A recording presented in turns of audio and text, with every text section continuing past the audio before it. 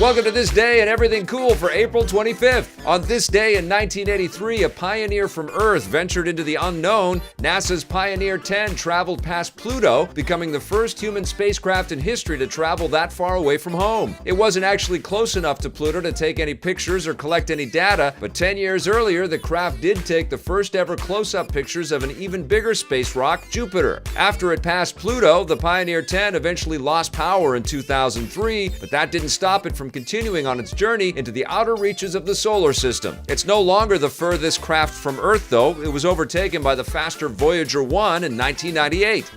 You wouldn't be able to run space probes at all without solar power. On April 25, 1954, researchers at Bell Labs announced the invention of the first practical silicon solar cell, essentially the first solar cell in the modern sense of the word. Scientists have been trying to develop solar power since at least the 1800s, but modern silicon solar cells are much more efficient, transferring energy from a light source, like the sun, and converting it into an electric charge that can then power electronic devices. Building on this technology, solar cells quickly found their way into household appliances, batteries, and even spaceships. Today, solar cells are even more efficient, but have yet to fully replace traditional energy sources like fossil fuels.